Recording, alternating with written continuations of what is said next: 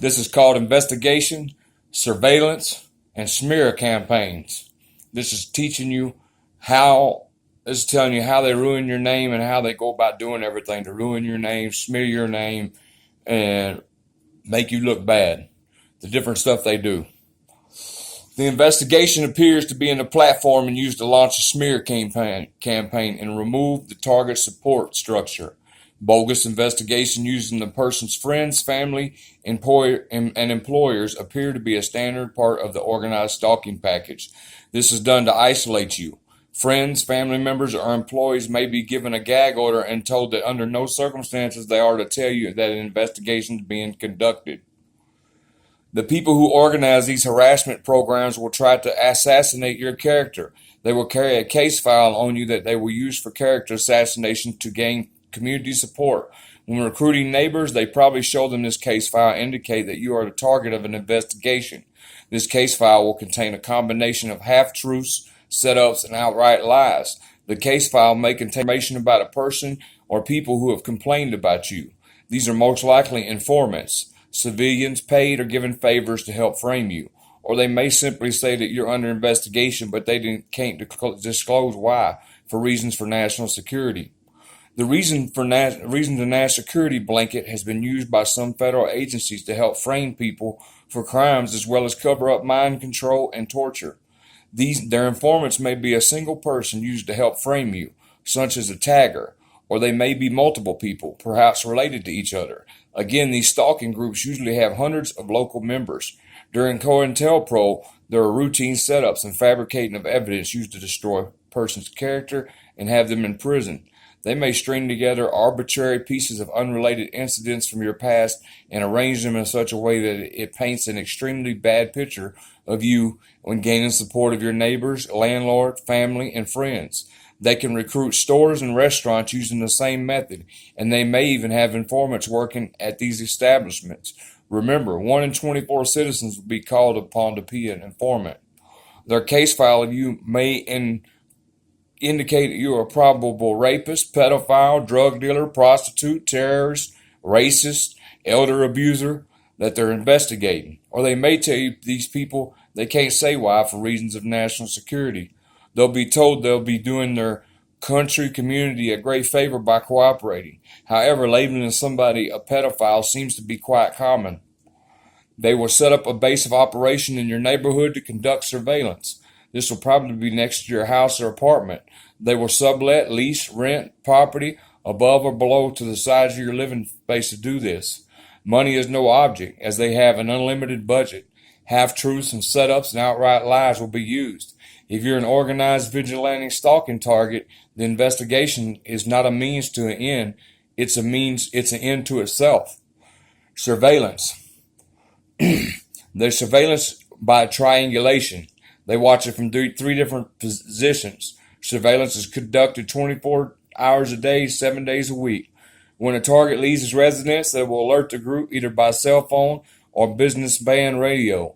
Other members who are patrolling the perimeter will race to the location to begin pursuit, the patrol of the area they live in 24/7. While they are riding around in their groups, they feel invincible, following and harassing various targets and part of daily activities when they are on patrol. If you're targeted, the group will be watching your home from their basis of operation using triangulation. Neighbors will be told they'll be doing their country a great favor by allowing them to occupy space in their home until the investigation is complete. If neighbors don't cooperate, they may be targeted. During the COINTELPRO, the IRS was used for harassment. Devices such as radar flashlights and millimeter wave devices like the ones used at airports may be used.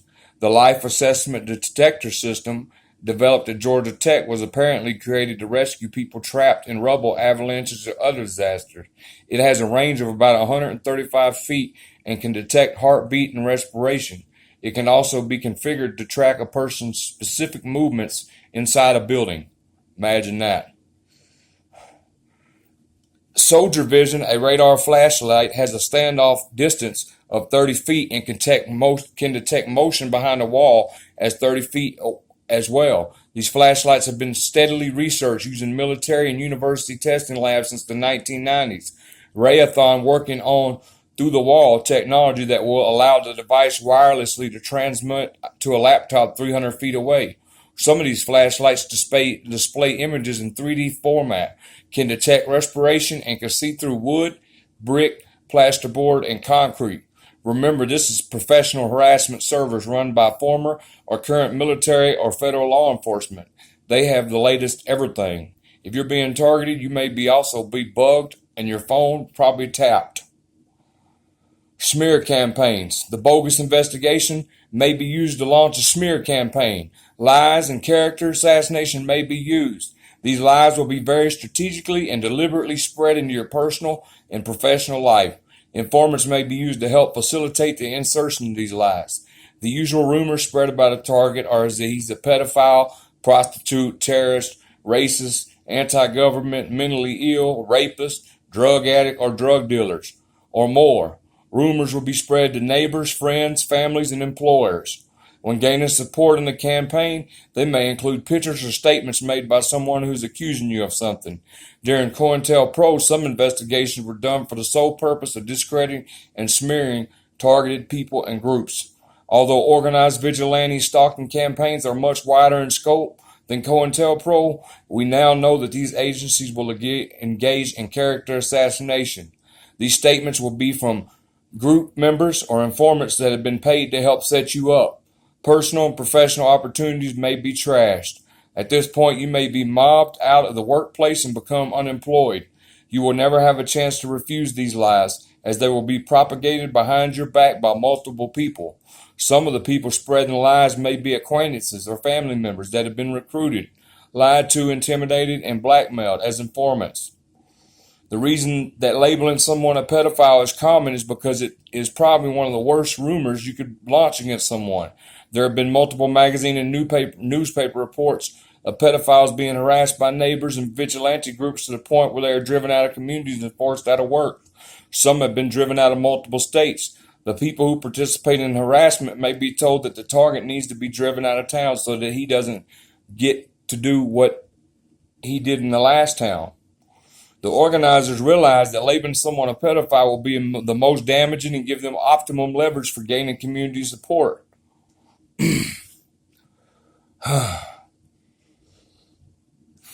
Most PJ butts do not include law enforcement. According to an article in the Toronto Star and CG website, the volunteers at PG began a relentless campaign to expose people they believe are pedophiles by calling friends, neighbors, children, places of employment, and ruining personal and professional relationships. This is also used not only for pedophiles, but in other targets, labeling them as different stuff. Character assassination is standard, and group members may call to inform the police that a target is performing something illegal, such as drinking and driving. This type of community service is known as rat fucking. It is the author's belief that groups members will also masquerade as concerned citizens and call local officials to register destructive complaints, lies, and setups about a targeted person. Having a person rat fucked in this way can be very damaging, especially when the complaints originate from multiple, seemingly unconnected individuals.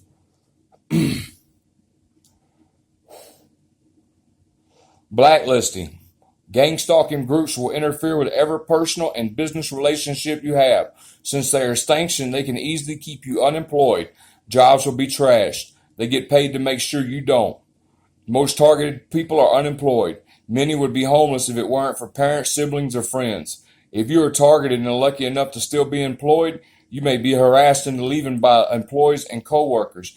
You may have a successful interview and are virtually guaranteed the job, but never hear from prospective employers again, and they don't return your calls telling you what went wrong. Some tactics used to keep you blacklisted include interfering with communications and slander. Also, there are lists and software packages used to check these lists for suspected terrorists, threats to national security, etc. Apparently, this is a flourishing business, and some organizations required by law to use it. Federal law enforcement have sent watch lists to corporations containing names of individuals that were not under official investigation or wanted, but that the agency just had an interest in. We already know that some of these agencies are targeted and harassing citizens. Would it not be reasonable to conclude that